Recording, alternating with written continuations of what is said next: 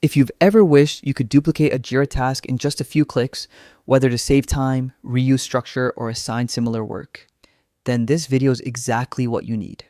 Today, I'm breaking down the full guide on how to clone a Jira ticket quickly, cleanly, and without missing any key details. Let's jump right in. Cloning a ticket in Jira is one of the simplest yet most underused features. It allows you to replicate any issue, including its fields, description, attachment, and subtasks, so you don't have to start from scratch every time. Perfect for recurring tasks, bug templates, sprint planning, or assigning duplicate work across teams. First, start by opening Jira and heading to your main dashboard.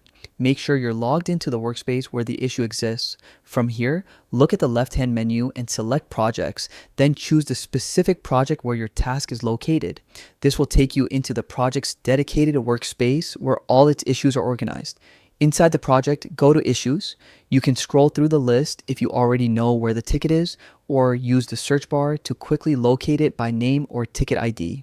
Once you found the issue you want to copy, click to open it.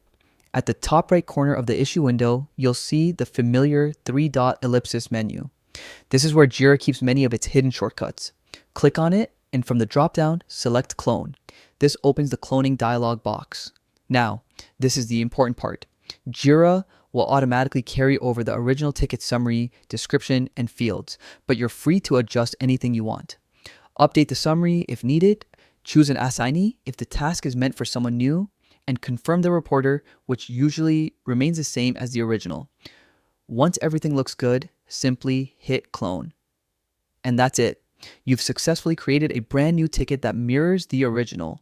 It's fast, reliable, and a huge time saver, especially if you manage repetitive workflows. If this guide helps streamline your Jira process, make sure to hit like, subscribe, and drop a comment if you want a full series on Jira automation, issue management, or workflow optimization.